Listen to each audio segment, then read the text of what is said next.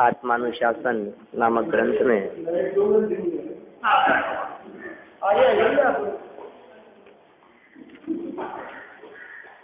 आत्मा के परिणामों से ही पुण्य और पाप की उत्पत्ति होती है। यह विषय कल अपन ने यहाँ प्रारंभ किया है।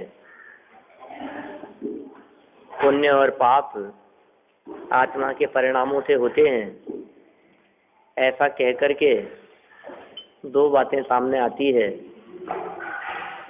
एक तो हमारे परिणामों से पुण्य पाप होते हैं, तो कोई दूसरा हमारे को पुण्य और पापी नहीं करा सकता। ठीक है, किसी दूसरे की वजह से हम पापी नहीं हो सकते। या फिर पुण्य और पाप यदि हमारे ही परिणामों से होते हैं तो दूसरे पर दोषारोपण करने का कोई काम नहीं है। दूसरा हमारा भला कर देगा या दूसरा हमारा बुरा कर देगा, यह बात संभव नहीं है, क्योंकि आत्मा के ही परिणामों से पुण्य पाप होते हैं, पहली चीज। दूसरी चीज, परिणामों से पुण्य पाप होते हैं, ऐसा विचार चिंतन करने पर हमारे उपयोग से ये बात निकल जाती है कि क्रिया का फल मिलेगा। जो हमारी दृष्टि क्रियाओं पर रहती है, क्रियाओं को सुधारने में हम परिणामों की संभाल नहीं करते, अपितु परिणाम बिगाड़कर भी क्रियाएं सुधारना चाहते हैं। डांट के, गुस्सा करके, नाराज होकर के, झगड़ा करके यदि हम पूजन करते हैं, विधान आदि करते हुए भी यदि हम मनमुटाव रखते हैं, क्रोध आदि कषायें दिखाई देती रहती है, परिणाम बिगड़ते रहते हैं। ठीक है ना? तो समझिए आप, क्रियाओं को सुधारने में भी यदि परिणाम बिगड़ रहे हैं तो भैया फल तो परिणामों का लगेगा, क्रियाओं का नहीं। ये बात यहाँ आचार्य देव कहना चाहते हैं। ऐसी बात नहीं कह रहे। क्रिया कोई गलत भी करे तो खास बात नहीं है, ऐसा नहीं कह रहे। ऐसा अन्यथा अर्थ नहीं लगाना। क्यों? क्योंकि गलत क्रिया करने पर परिणाम अच्छे रह ही नहीं सकते। परिणाम रहे तो गलत माने यदि कोई व्यक्ति ये कहे कि हम क्रिया खोटी करें, लोगों को मारे पीटे, लेकिन परिणाम अच्छे रख लेंगे, तो ऐसा नहीं हो सकता भाई। कोई कहे कि चोरी करने में क्या फर्क पड़ता है, परिणाम तो ये रखो कि नहीं करना चाहिए, किए जाओ चोरी, ऐसा नहीं हो सकता है। इसके लिए आचार्य अमृतचंद्र स्वामी ने पुरुषार्थ सिद्धि उपाय में एक बहुत सुंदर श्लोक दिया है। सूक्ष्मापि न खलु हिंसा परवस्तु निबंधना भवति पुंस हिंसाय तन निवृत्ति परिणाम विशुद्धये तदपि कार्या। क्या कहा है? यद्यपि सूक्ष्म से सूक्ष्म हिंसा भी पर वस्तु के कारण से नहीं होती है। क्या कहा? सूक्ष्मापि न खलु हिंसा पर वस्तु निबंधना भवति पुंस आत्मा के। यद्यपि सूक्ष्म से सूक्ष्म हिंसा भी किसी दूसरे के कारण से नहीं होती है, या दूसरे को मारने पीटने से नहीं होती है, या दूसरे की हिंसा हमारे माध्यम से की नहीं जा सकती है, ऐसा कह रहे हैं आचार्य देव। मतलब चर्चा हिंसा की चल रही थी और कुछ लोगों ने ऐसा तर्क किया कि भाई हमारे मारने से कोई मरता है क्या? मरेगा तो तब ना जब उसकी आयु पूरी होगी। तो फिर हमने उसको मारा तो हमारे मारने से तो मरा ही नहीं, वो तो खुद की आयु से मरा है। तो फिर हम यदि ऐसा मारने पीटने का काम करें वो उसके पाप कर्म का उदय होगा तो पिटेगा, तो उसकी आयु पूरी हो जाएगी तो होगा। और दूसरी बात ये भी तो है कि इस क्रिया का तो फल आपने बताया नहीं है। आप तो कहते हो परिणामों का फल मिलता है, तो मारेंगे पीटेंगे है, और लेकिन परिणाम शुद्ध रखेंगे। देखो भाई, तो फल तो परिणाम का लगेगा। हाँ, अभी तो क्रिया परिणाम की बात कर रहे हैं बस, है ना? जब अभिप्राय की बात करेंगे तो कहेंगे परिणाम से भी ऊपर अंतरंग में एक जो अभिप्राय चल रहा है, मान्यता, वो ज्यादा खतरनाक है। तो देखिए, ऐसे जीवों के लिए आचार्य देव ने कहा, यद्यपि तेरी बात बिल्कुल सच्ची है, तेरी बात बिल्कुल सच्ची है कि दूसरे को मारने पीटने रूप क्रिया से फल नहीं लगता है। लेकिन ध्यान रखना, पहली लाइन हो गई, सूक्ष्मापि न खलु हिंसा पर वस्तु निबंधना भवति पुंते। लेकिन हिंसायतन निर्वृत्ति, हिंसा के आयतनों से निवृत्ति न होने पर परिणाम विशुद्ध है। ये परिणाम विशुद्ध कैसे होंगे? वो नहीं हो सकते। आप यदि ये सोचते हो कि हिंसक क्रियाओं में तो प्रवृत्त होते रहे लेकिन परिणाम अच्छे रहेंगे, वो हो ही नहीं सकता, वो चीज संभव नहीं है। आपके परिणाम अच्छे तभी रहेंगे जब आप क्रिया भी अच्छी होगी। बुद्धिपूर्वक हिंसा, झूठ, चोरी आदि जो पाप हैं, इन पापों से बचने का प्रयास करेंगे तो परिणाम भी अच्छे रहेंगे। काम खोटे और परिणाम अच्छे, ये दो पना नहीं होता है। जैसा अभिप्राय वैसा परिणाम, और जैसा परिणाम वैसी क्रिया। इसलिए क्रिया को देख करके परिणामों का अनुमान लगाया जा सकता है और परिणाम से अभिप्राय का अनुमान लगता है। जितने पापी जीव दिखाई देते हैं जगत में, कहीं चोरी कर ली, डाका डाल दिया है, हत्या कर दी किसी की, तो आप ये निश्चित मान करके चलिए कि उनके मन में वो बात आई थी, क्योंकि मन में आए बिना कार्य नहीं हो सकता। परिणाम मतलब अब मन की क्रिया, वो परिणाम है, ठीक है।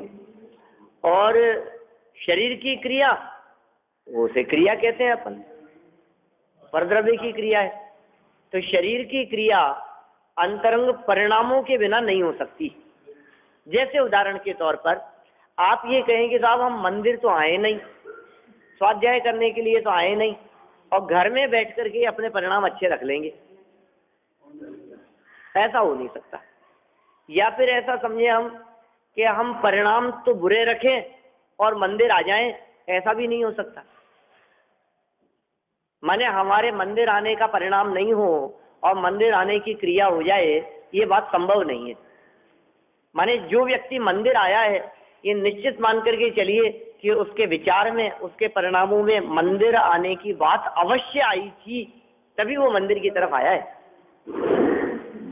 माने क्रिया और परिणाम का ऐसा सुमेल है। अकेले क्रिया होती हो और परिणाम नहीं होते हो, ऐसा भी संभव है, ठीक है ना। लेकिन फिर भी परिणामों के बिना क्रिया होती नहीं है, ये बात मुख्यता से समझना चाहिए। कभी कभी ऐसा हो जाता है, क्रिया तो अच्छी दिखाई दे रही है लेकिन परिणाम बिगड़ रहे हैं, उनका यहाँ निषेध कर रहे हैं।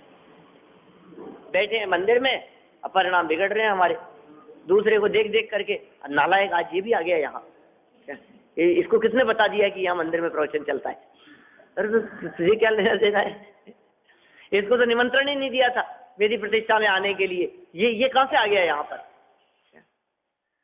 तो देखो, दूसरों के बारे में ऐसा विचार करके आप यदि किसी धार्मिक आयोजन में संलग्न होते हैं तो निश्चित रूप से फल तो परिणामों का लगेगा। मूल श्लोक अपन ने यहाँ पढ़ा था, 23 नंबर का श्लोक, एक बार बोल करके अपन आगे बढ़ते हैं। पुण्य पाप सब परिणामों से होता है, कहते बुद्ध जन।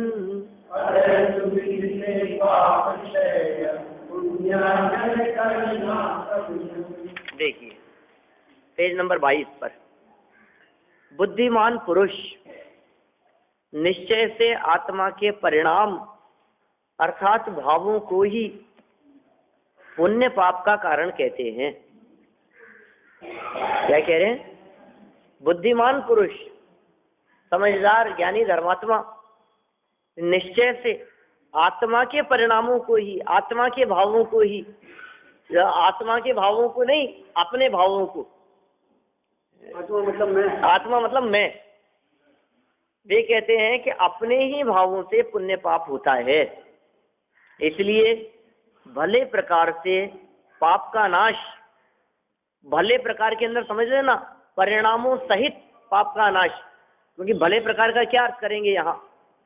पाप का नाश मतलब पाप प्रवृत्ति का नाश, और भले प्रकार से मतलब परिणाम छोड़ते हुए।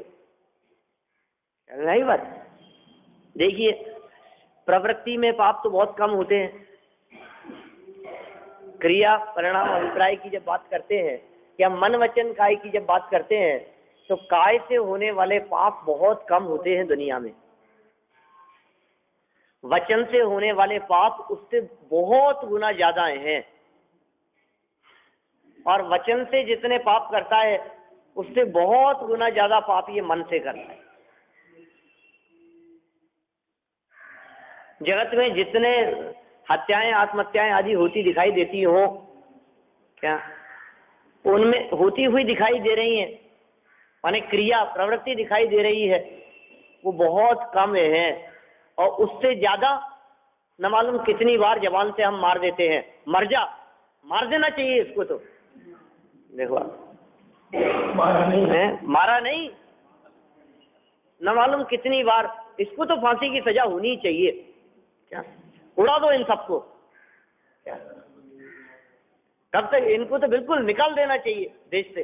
बोलो आप यदि इस तरह के वचन बोलते हैं तो किया कुछ नहीं है, लेकिन वचनों में बहुत ज्यादा पाप कर दिया है। और वचनों में जितना किया था उससे बहुत गुना ज्यादा पाप मन में हुआ है।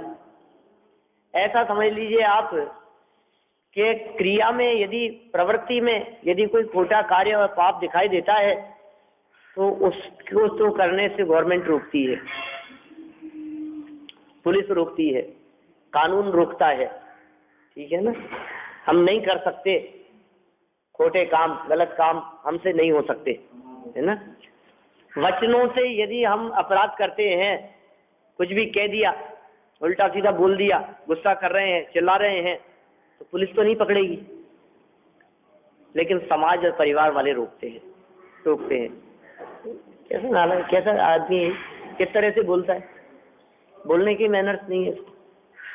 माने समाज के सामने, अन्य लोगों के सामने, रिश्तेदारों के सामने, आस पड़ोस वालों के सामने हम संभल करके बोलते हैं, दूसरे लोगों के सामने। तो प्रवृत्ति, काय की प्रवृत्ति, उससे तो कानून ने रोका, पुलिस ने रोका। और वचनों में खोटी प्रवृत्ति हुई, वचन संभल करके नहीं बोले गए, तो समाज और आस पड़ोस वालों ने रोका हमारे को। तो उनसे डरकर हमने वचन में भी खोटी बात नहीं कही। लेकिन मन में यदि खोटी बात आई है तो न समाज रोकती है न कानून रोकता है। बोलो उसे रोकने वाला कौन है? तो स्वयं ही है। तो उसे रोकने के लिए आचार्य देव कह रहे हैं कि फल तो परिणामों का लगेगा, वचनों का और काय की चेष्टा का नहीं, ये समझ लेना। तू समझता था कि बाहर से अच्छे कपड़े पहन करके, सफेद कपड़े पहन करके मैं धर्मात्मा हो गया, तो ऐसा समझता था कि बहुत भक्ति भाव से मैं मंदिर में सबके सामने पूजन करता हूं तो लोग मुझे धर्मात्मा समझते हैं। इस धोखे में मत रहना। तेरे पुण्य और पाप कर्म का संचय अच्छे धुले हुए कपड़े पहन करके पूजन से नहीं, अभी तो तेरे परिणाम किधर जा रहे हैं उसके आधार पर लगेगा। पुण्य पाप कर्म का बंधन उसके आधार पर होगा, ये समझा रहे हैं यहाँ आचार्य देव। दूसरे को अच्छा दिखने की अपेक्षा अच्छा अंदर से हुआ जाता है, वो बात यहाँ बता रहे हैं। इसलिए कितने सुंदर शब्द दे दिए। इसलिए भले प्रकार से, क्या शब्द दिए? भले प्रकार से पाप का नाश। भले प्रकार से मतलब अंदर से, अभिप्राय से, चिंतन से, चिंतन बदल जाए। पाप का नाश तो जगत में सब करते हुए दिखाई देते। कौन करता है बोलो? चोरी। आप यदि देखेंगे ना तो आपके आस पड़ोस में कोई हत्यारा नहीं मिलेगा, कोई चोर नहीं मिलेगा, क्या कोई व्यभिचारी लुटेरा नहीं मिलेगा, डाकू नहीं मिलेगा। क्यों? क्योंकि देखो आप कितने लोग ऐसे हैं, आप कितने ऐसे लोगों को जानते हैं, हजारों लोगों को जानते होंगे, उनमें से कितने लोग ऐसे हैं जो जेब काटते हैं? बोलो। हजारों लोगों में से एक आध व्यक्ति को भी जानते हैं जो व्यक्ति जेब काटता है, जो व्यक्ति चोर है, चोरी करता है, किसी के भी घर में जाकर के कुछ भी चुरा लाता है।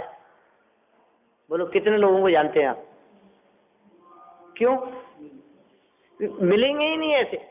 कितने लोग ऐसे लोगों को जानते हैं जिन्होंने बहुत लोगों की हत्याएं की है? दंगा फसाद मारपीट करते हैं, बहुत कम, नहीं होंगे, नहीं नहीं है, दिखते ही नहीं है। तो इसका मतलब कोई व्यक्ति दुनिया में पापी ही नहीं है, क्योंकि दिखते तो है ही नहीं। बाहर से पापी न दिखाई देने पर भी अंतरंग परिणामों में किया गया पाप ही असली पाप है। इसलिए भले प्रकार से पाप छोड़ने का मतलब, पाप प्रवृत्ति तो हिंदू मुसलमान सबने छोड़ रखी है, लेकिन पाप परिणाम छोड़ना ही पाप छोड़ना है, वही कहा ना। इसलिए भले प्रकार से पाप का नाश और पुण्य का संचय करना चाहिए। अब पुण्य का संचय भी प्रवृत्ति से नहीं, परिणामों से। हम बोल क्या रहे हैं और सोच क्या रहे हैं। आप सोच रहे हैं कि बोलने का फल मिलेगा, और हम कह रहे हैं कि सोचने का फल मिलेगा। आप ये सोचते हैं बोलने का फल मिलेगा, इसलिए आप कुछ भी सोचते रहते हैं और मुंह से पाठ करते रहते हैं। किचन में काम कर रहे हैं और सोच रहे हैं पता नहीं क्या, काम कर रहे हैं शरीर से कुछ, और वचन से बोले जा रहे हैं भक्तामृत, वचन से बोले जा रहे हैं आलोचना पाठ, क्या मेरी भावना, बारे भावना। बोलो, हम स्तुति बोलते जा रहे हैं और मन कहाँ जा रहा है। लेकिन मन यदि नहीं लग रहा है तो समझ लीजिए आपके उस वचन की प्रवृत्ति का कुछ फल नहीं है। पुण्य का संचय करो भले प्रकार से। वो कैसे होगा? मन लगा करके। तो आपको यदि बोलना ही है, हम ये नहीं कह रहे हैं कि आप दूसरे काम करते समय बोले ही नहीं। देखो भाई, ऐसा मत समझना। आपको यदि समय कम मिलता है तो आप काम करते करते भी बोल सकते हैं, लेकिन ध्यान तो रखो, ध्यान रखना चाहिए हम क्या बोल रहे हैं। उपयोग तो उधर रखो, मन लगा करके बोलो, बुद्धिपूर्वक बोलो। लेकिन होता तो ऐसा है, बोलते बोलते कहीं अटक जाते हैं तो हमें पता नहीं होता कहाँ तक बोला था। क्या मालूम कहाँ तक बोल दिया था, कहाँ तक बोला, इसका मतलब क्या हुआ।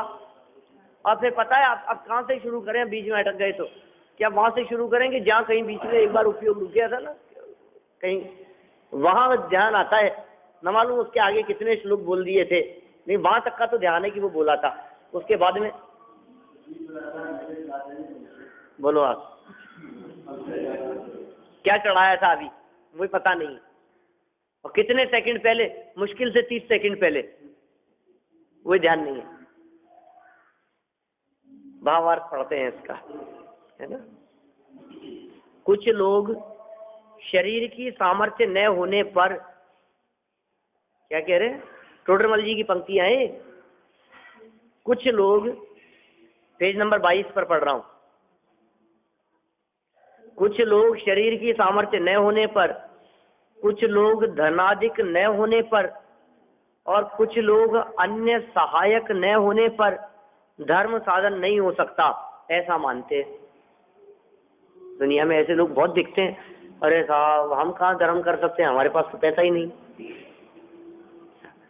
अरे साहब, अब तो मैं बिल्कुल धर्म करने की होगी। क्यों? क्योंकि अब तो उठना बैठना ही बंद कर दिया डॉक्टर ने। अब बिस्तरों पर अब बेड रेस्ट बता रखा है, तो अब तो हम धर्म ही नहीं कर सकते। क्या करें? क्योंकि मंदिर ही नहीं जा सकते। हमारा सब धर्म छूट गया। क्यों? क्योंकि ये पैर में फ्रैक्चर हो गया, हम तो सीढ़ियां ही नहीं उतर सकते, हम तो मंदिर ही नहीं जा सकते, प्रक्षाल पूजन सब छूट गया हमारा, सब धर्म बिल्कुल, ये 1 महीना तो बिल्कुल जैसे पापी हो गए हो। कुछ लोग ऐसा समझते हैं, ये सच्ची बात नहीं है। कुछ लोग ऐसा मानते हैं, इसका मतलब क्या हुआ, ये अज्ञानी मानते हैं, ऐसा कहना चाह रहे हैं। कुछ लोग शरीर की सामर्थ्य न होने से, शरीर की बात हो गई, चला फिरा नहीं जाता है। बहुत सारे लोग, बहुत लोग दिखाई देंगे आपको, जीवन भर हमने खूब पूजन की, रोजाना 1 दिन मंदिर नहीं छोड़ा, 1 दिन प्रक्षाल करना नहीं छोड़ा, 1 दिन पूजन करना नहीं छोड़ा। ये दर्शन तो कभी छूटे ही नहीं जीवन में। जन्म से 40 दिन के हुए थे तब से लेकर के आज तक कभी दर्शन छूटे ही नहीं हमारे। तो ये कह रहे हैं, फिर भी वो ऐसा समझते हैं, प्रतिकूल परिस्थिति आ जाने पर, शारीरिक सामर्थ्य न होने पर, हड्डी टूट गई, फ्रैक्चर हो गया, बीमार पड़ गए, अस्पताल में भर्ती हो गए, अब ऐसी परिस्थिति में दर्शन नहीं कर पा रहे हैं, पूजन भक्ति नहीं कर पा रहे हैं, ऐसा। या फिर कुछ लोग धनाधिक न होने पर पैसा ही नहीं, दान ही नहीं दे सकते, करा ही नहीं सकते, हम तो आयोजन करा नहीं सकते, हमारी भी भावना तो थी लेकिन क्या करें, हम कर ही नहीं सकते धर्म। और कुछ लोग अन्य सहायक न होने पर, अन्य सहायक नहीं होने पर, अब क्या करें साहब, अब तो पराधीन दशा है, अब कोई हमारे को गाड़ी में बिठा करके दर्शन करा लाए तो करें, अब कोई सहायक ही नहीं है, अब क्या करें, हम तो दर्शन नहीं कर सकते। तो अन्य सहायक न होने पर, बहुत लोग ऐसे, बुजुर्गों में ऐसी हालत दिखाई देती है। इसलिए देखो आप, जिन कॉलोनियों में जहाँ जैन मंदिर नहीं है वहाँ जैनियों के घर बहुत कम दिखाई देंगे, और जहाँ जैन मंदिर हैं वहाँ जैनियों के फ्लैट सबसे ज़्यादा मिलेंगे। क्यों? या फिर जहाँ जैनी बस गए हैं जाकर के वहाँ जैन मंदिर बन जाता है, क्योंकि जैनियों को तो जिन दर्शन चाहिए। और मंदिर के पास में आपको न्यूज़पेपर में यदि कहीं विक्रय योग्य मकानों की सूचना मिलेगी जैन मंदिर के पास, रेट बढ़ जाएगी। माने जिन दर्शन करने से हमें ऐसे लगता है उससे ही धर्म है, उसके बिना तो कोई धर्म साधन नहीं हो सकता।